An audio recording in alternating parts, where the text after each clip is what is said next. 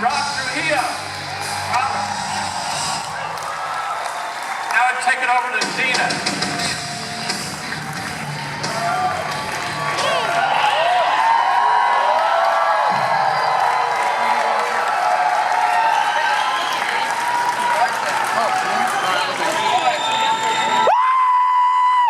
Oh my God!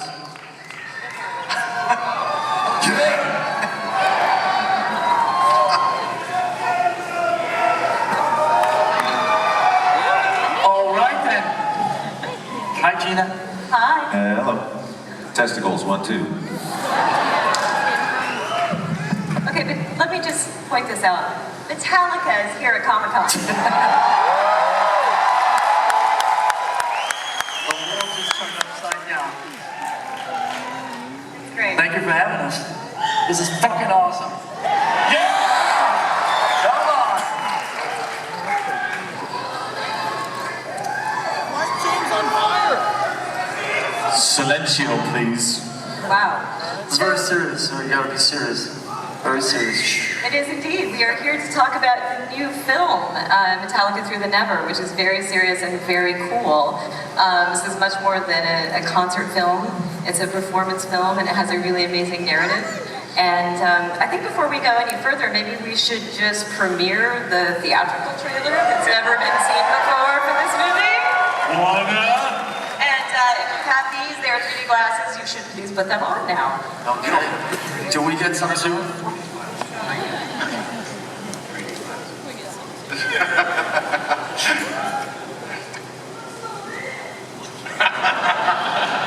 Did you guys like it? How was it? Okay.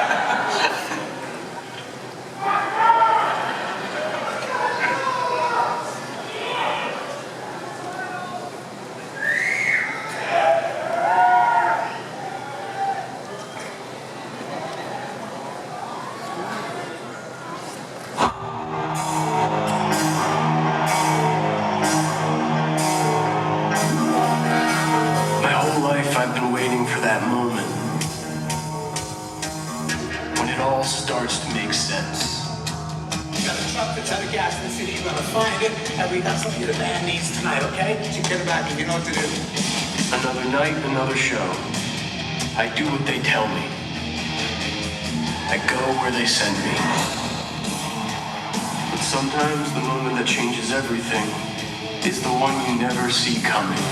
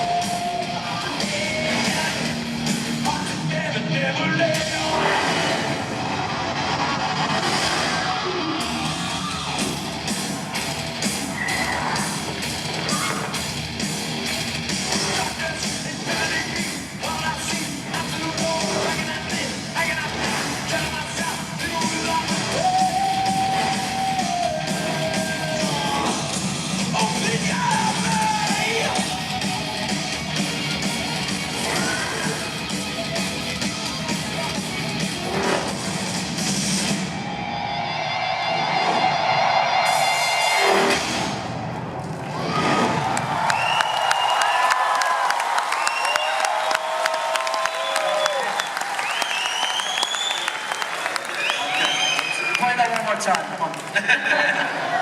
Turn it up. Oh, damn. Almost like a real movie. It is. It is. Yeah, Nimrod, I understand you've been a massive Metallica fan for a very long time. Can you tell us how you came to direct this film? Yeah, I had the most compromising photos of the band. They had no choice. It was, I was approached by Charlotte. Charlotte Huggins, our producer, early on, and she told me they were putting together a concert film, and they wanted to bring in a narrative element, and they were looking for some collaboration and some collaborative partner. And I jumped at the opportunity because it was something that I certainly had never done before, and it seemed like a challenge. And man, when fucking Metallica calls, you go. I know the feeling. As a fan of the band, what was that first meeting like for you? It was stressful, but you know, I mean, it was really a unique idea, and it was something that really just felt different, and I just jumped at the opportunity. It was something that I couldn't pass up. Charlotte, this is a different sort of project for you. A little different than Journey to the Center of the Earth. Yeah, slight variations. Yeah, a little bit. How did you come to be involved with this film, and how do you bring Metallica to life in 3D?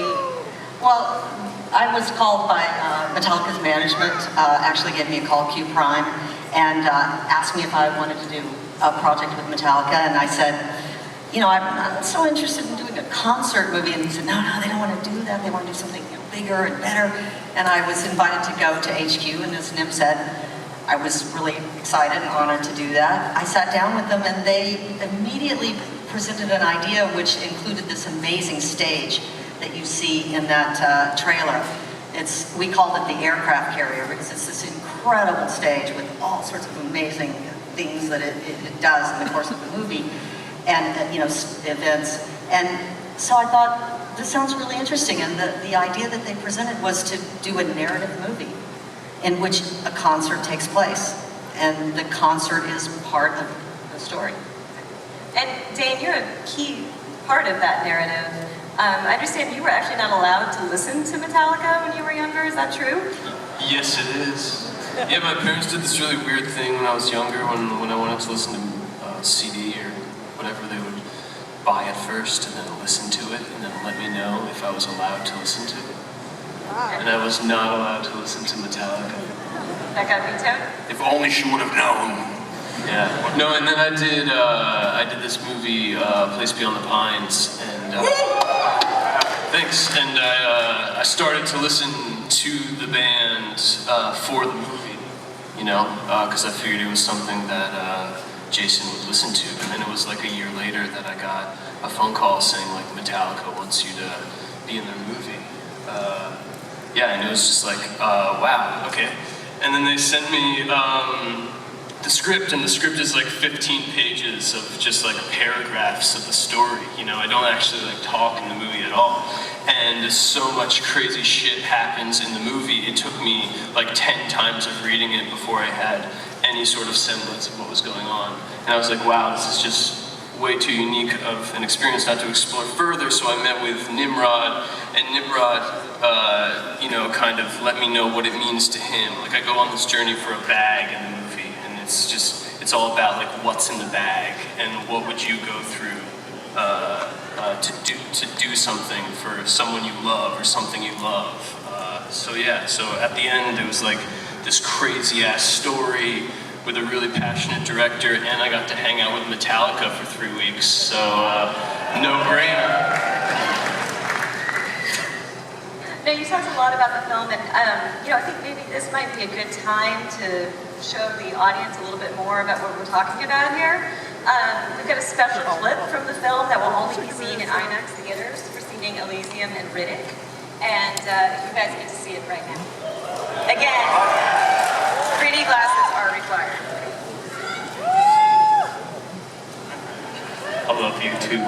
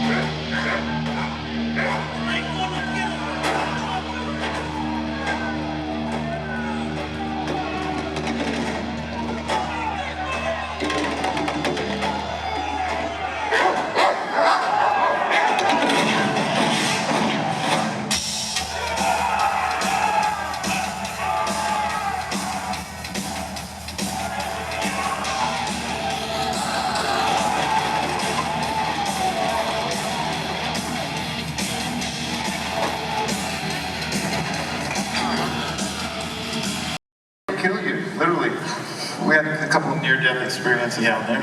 I almost turned to shredded wheat at one point, and I almost turned to toast at another point. The camera almost took Robert out. Yeah. Swinging down. Yeah, can't feel you. Well, the stage was kind of the first part of all of it. You know, it's really kind of it's taking a normal thing and flipping it backwards. Most bands go on tour and they practice their whatever gig over the tour, and they've got their stage set, they've got all the new songs that they're playing, whatever, and then they film it at the end to document it and then release it, which we've done before. And this is kind of taking it backwards. You know, the film was the main part of it all, and bringing the audience in was obviously a big part of it, but the film was first. It was a film shoot, and so filming this, making the stage as intense and as crazy as possible, with all the best of is what it is. All the stage props and things of the last 30 years of us, from the crosses of puppets to Joe Doris, the Lady Justice crumbling, electric chairs, all that you saw, all put into one stage, filmed, and then hopefully toured later. Hopefully toured later? Maybe. Anybody wants us to tour later. Exactly. Tour, you know, making a movie about a stage and a whole, you know, obviously what you just saw, and then bringing it to the people. Kind of cool idea, I think. The stage is actually like the star of the film, really. No offense, guys, but the stage is the star of the film. Sorry, Dane. And you know, we actually really got to thank our crew and our lighting technicians, and those guys really worked hard on this. I mean, a year before this even, we started filming this, they were working intensely on this stage, so they really kicked butt. Gotta give them a hand. It's the biggest stage you'll ever see ever anywhere, or at least it seems like it. Until Through the Never 2. I think we want to make sure we have time for audience questions. People have questions for Metallica. We have the spotlight and a microphone. Ooh. Wow. All right. Thank you. Let me just start off by speaking for everyone here that's been waiting all night and day just to honor the presence of the masters of metal.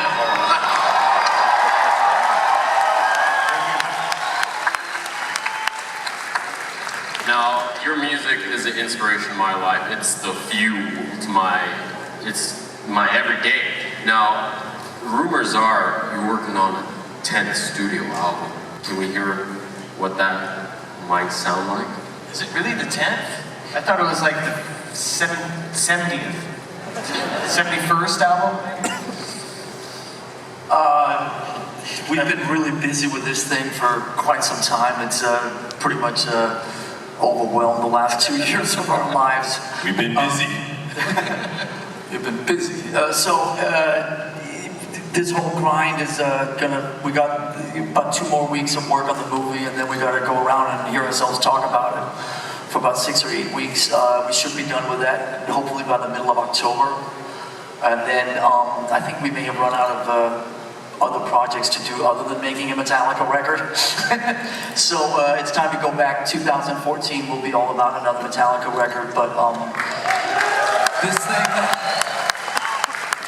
this thing took on sort of a life of its own. Metallica has a tendency to embrace all these nutty projects, and we just kind of throw ourselves out into them, never really paying too much attention to the specifics of the consequences. So it's been 2 crazy years, 2 super fun years, but also overwhelming and at times bewildering. But we've had a couple of jams down at HQ in some downtime, and a few riffs that have been thrown around, and we've had a little bit of fun with it. But this thing has really just sucked all the life out of us for the last 2 years, and we're psyched about it, and we can't wait to share it with everybody. But 2014 will be the record, so there is no material coming right now, but you know, about another year and a half.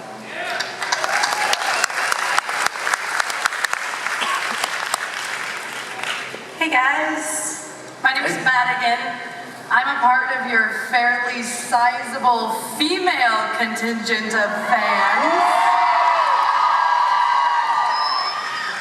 Are you ever surprised at the diversity of your demographics? We're increasingly appreciative of the diversity of our demographics, and as the world shrinks and we get a chance to travel to all corners of this beautiful planet, it's just overwhelming and humbling and super cool, and we are grateful and love every minute of it. There are Metallica fans all over, and strengthening is they seem to get younger and younger, right? I don't know what they definitely getting younger and older. What they feed people in Norway, but in Norway it's like 8-year-olds down in the front row. I don't know what happens up there, but 8-year-old females.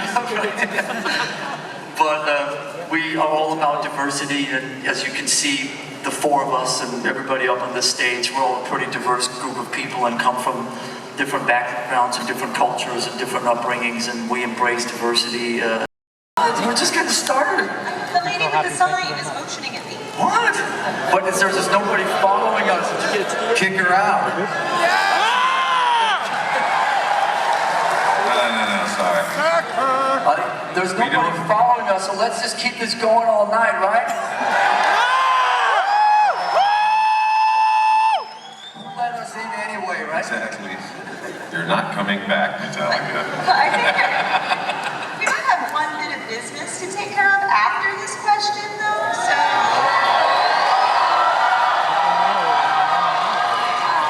No business. Pleasure. What you got, man? I just want to say, for those of us who've been listening to you for our whole lives, I just want to say thank you for listening to us. Yeah. Right on. Thank you. Thanks for that. Thanks for that. So now we surely must have time for one more since that was so short. Don't be scared. Hey, big fan. The movie looks great. What else do you guys got slated for the upcoming years? Is that not enough?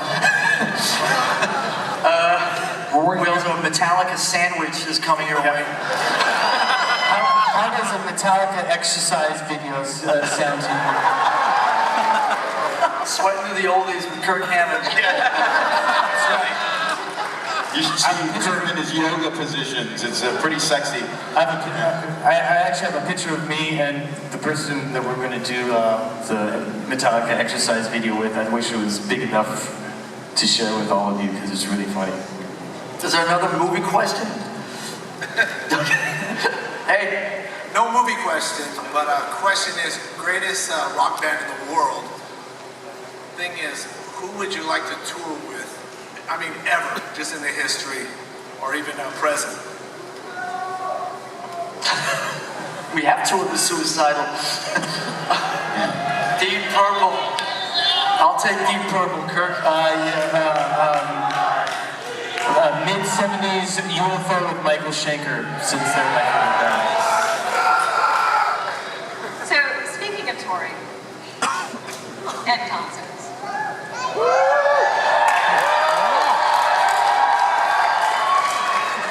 I'm guessing that some of you in the audience might want to see Metallica live.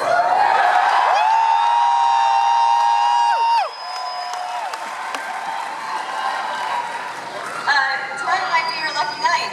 If the ticket that you received at the beginning of this panel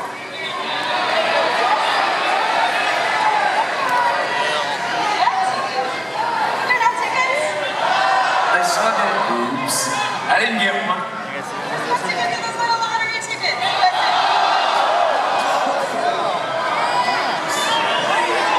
We have a breakdown in communication. Screw it, I won. A sense of mass firing.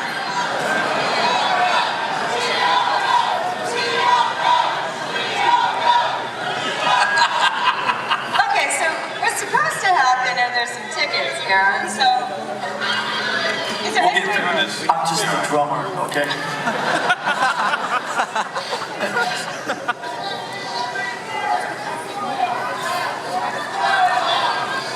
Okay, well, for anybody who might have gotten tickets, this is how this is supposed to to work. So, if your ticket numbers...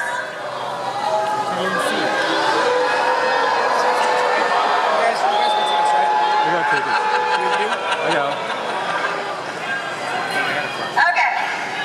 Ticket numbers. 679-265-2679545.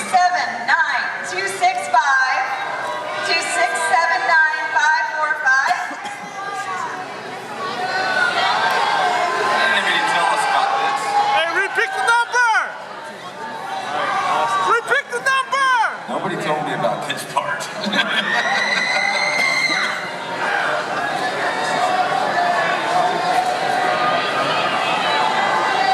Just give us all tickets! We stayed! There's always something, right? We're experiencing alone. Thank you. We still love you too. Okay, we're starting it out, guys. Calm down. It's all right. So, the good news here is that there are tickets that are being handed out. And I think we probably also have time for maybe a couple of additional questions while these tickets are being sorted. The gift keeps on giving.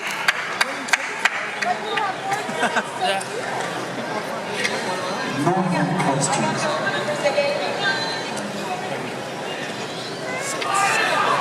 We're 6'8". We're 6'8". The tickets are getting passed out. It's a random thing. You'll see what happens. It'll be all good. Let's get the tickets out and it's gonna work out, trust me. You'll get one, don't worry. Your volunteers took it.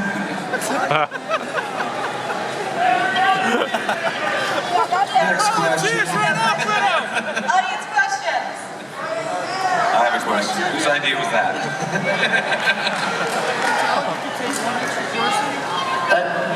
Hey, man. Hey guys, how's it going? I just wanted to let you know I came from Detroit. Charlotte actually gave me the guitar pick that you guys used that night. The Detroit June 8th and 9th picks. So James, if you ever want that back, you have to come talk to me. You'll exchange it for a ticket, right? I already got my tickets. I'm ready to go, man. What are you guys going to do next year for Orion to make it more fan interactive? Could it be? I mean, I love Everyone gets to hanging out be with in you the guys. band. How about that? I got to give James a high five as he was walking by after the Hot Rush show. So, you know, it was just a great deal. I want to see more of you guys down there with the fans getting dirty with us. Cool. We had a great time in Orion, and we always will. Hopefully, it continues on and on. You know, we're doing our best to get connected with the fans. That's what we like doing, and you know, it takes a lot to put on a festival, and we'll see the damages that have happened in the last few festivals, and if financially it even makes sense to keep going, because we can't keep eating these big bills. So, but we do have a good time with it, and we would love for anything, like a movie, anything we do, to at least, you know, break even, so it feels good, and we keep continuing to do this stuff. Nobody remembers these But numbers. we don't know where Orion will show up next. Hopefully it'll be in, we'll be in Detroit. And we've got it. We've got Detroit for After all that love, we gotta go back to Detroit, right? I need my pick back, you know? Yeah, Can't afford you, they're bankrupt. You got cut off. Yeah, you got that. You get cut off, did he? You're done. You're overtime. Tijuana, yeah. We're overtime. There's nobody. All right then, go ahead. Staff full of people. Hey Metallica, you guys are fucking awesome. James Hetfield, Lars Ulrich, Kirk Hammett, Robert Trujillo, you guys are fucking great. Okay, well my question is, what would you say, I know you guys are, you know, one of the greatest, biggest, wealthiest bands out there. Or maybe not. Well missed. Not after this movie. Yeah, it's just been on our So, yeah, That's why there's no money for tickets. for the most part, you know, I just wanted to say that you guys inspired me as a musician, a struggling musician. I'm a guitarist, a singer, vocalist. We know this. What advice would you give to local bands who are struggling to make it in this new age, as opposed to, like, you know, back when I was, you know, keep on playing your instrument, Brad, man. Just keep the faith. Keep the faith. Have fun. I mean, have fun. It's all about having fun at the end of the day. And you know, that's the joy you should get out of it, is that you enjoy playing your instrument.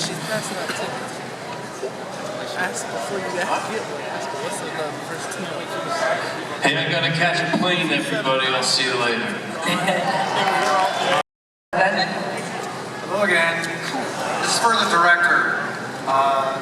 What was the challenge in making this? Because you're mixing two universes.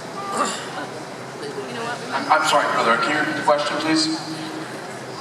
What was the challenge in making this movie? Yeah. Because they're converse universes. How did you mix them? Well, I mean, for me, beyond the technical and logistical challenges, my biggest thing for me was they had entrusted me with this enormous, opportunity. And when you're given a chance by people that you admire and people that you look up to, you really don't want to disappoint them. So for me, getting over that was an emotional kind of hurdle. Technically, the concert was a challenge because it was in the round, and you have, at any moment you could potentially be shooting their backs if they choose to turn around and play to the other side. So we had to sit down and figure out, camera placement for each different day. Each song had a different visual approach because, certain songs had pyrotechnics going off on the stage, and our Steadicam operator had to get off. We'd have to do a crane, or we'd have to use a different toy to get the shot. The narrative is, interestingly enough, as we worked with the band and we found the story, it organically started to play in, and what I mean by that is certain things transpire on the stage that completely are influenced by what happens within the narrative.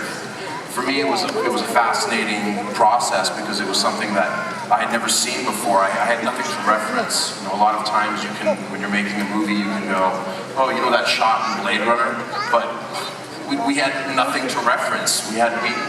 No one has ever done anything like this, so it was kind of free-falling. Hey guys. So I didn't win the ticket, but I'm gonna see you in September in 3D, so that's awesome.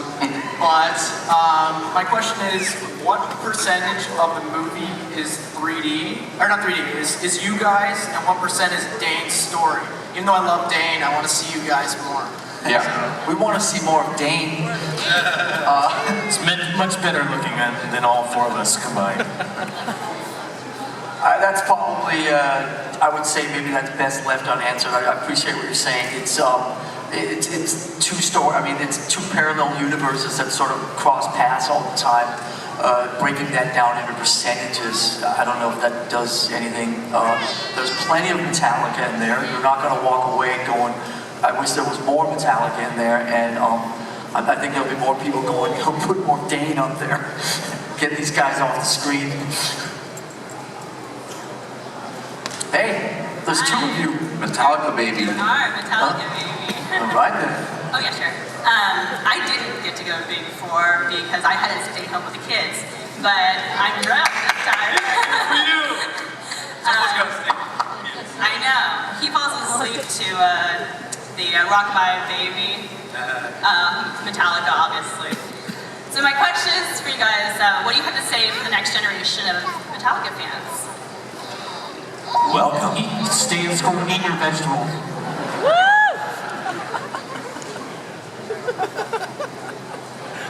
Evening, gentlemen. Stay in school, eat your vegetables. Of course. Hey. Two things, just quickly. I find that it takes a certain amount of life experience to appreciate and understand your lyrics. And number two, what keeps you going for over 3 decades? I would say liking what we do and being very fortunate to have early on found our gift, which is creating music, finding each other, having a good chemistry, and being willing to stay on this journey together. and not let egos or insecurities let us fall apart. And to know that this is a good thing for us in our lives, and to notice it, and to care for it, and love it, and to share it with those who understand it, like y'all.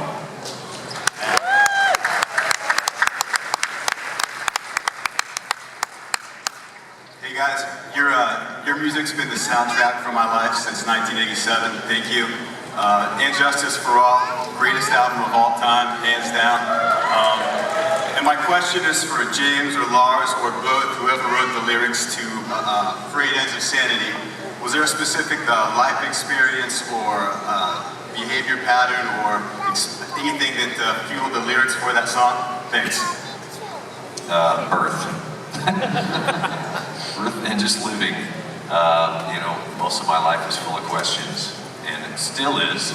Still trying to find the best path for myself, you know, and just being honest in the lyrics about what I'm going through, and I think that's the best way to identify with people. I don't want to get specific with lyrics all the time, because I love what it might mean to you. And when you can be vague, everyone can identify to what it might mean to them in their life at that specific moment. So it might have meant something to me when we wrote it. It could mean something to be different right now. So I love the beauty of the freedom of the lyric like that.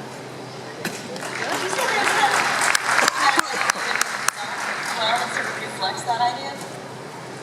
Absolutely. The film itself is multi-layered. It's not blatant. It doesn't tell you what it's supposed to be. It lets you, you know, imagination is free and amazing, so you're able to go to whatever level you need to or want to in this film. And hopefully you're able to see it more than once and see something different every time. And not just a week later, but a couple of years later, hopefully it'll apply to your life. And, you know, the travels that Trip goes through, they're put there in his path for a reason, and he doesn't know, but he's able to step up, and he goes from a kid on a skateboard running around trying to keep a job. He turns into a hero somehow in his life, and he doesn't expect any of that. Wow.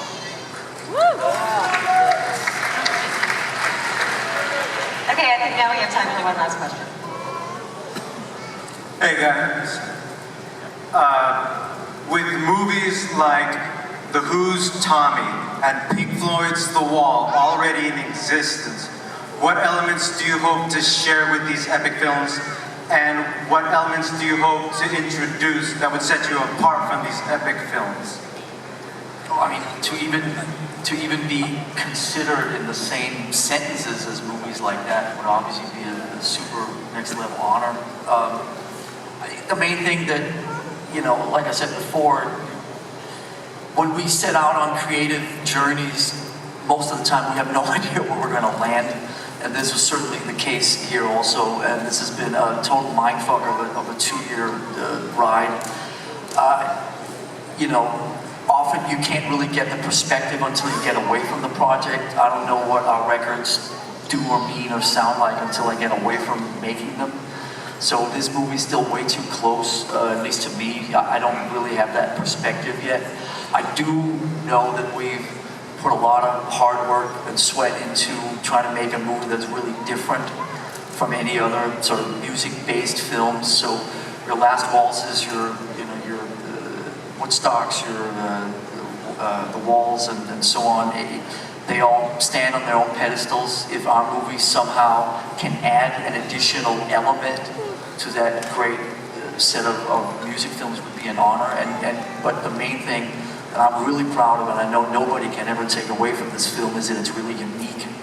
And so, you know, Nimrod and Charlotte and Dane and everybody else that's contributed, you know, to this movie, a cast of hundreds, if not thousands of people, we all just set out to do something that was really pure and heartfelt, and the thing that was driving us was to try to make a film that was really unique. If you guys, or some of you guys, or a handful of you guys like it, on top of it, that would be so fucking cool, but at least we can hold our heads up and say we made a really unique film, and that we'll be forever proud of.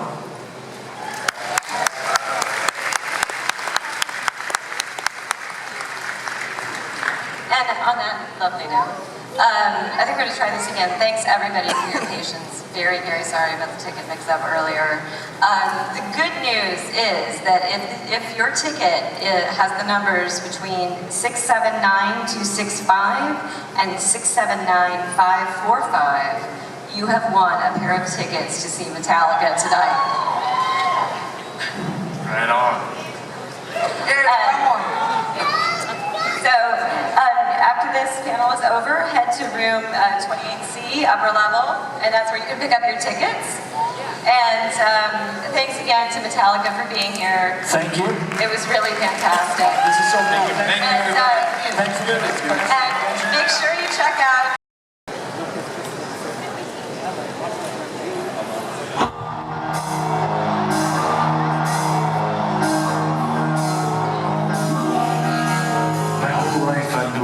that moment when it all starts to make sense. You got a truck that's out of gas in the city, you gotta find it, and we got something your band needs tonight, okay? So get it back if you know what to do. Another night, another show. I do what they tell me. I go where they send me. But sometimes the moment that changes everything is the one you never see coming.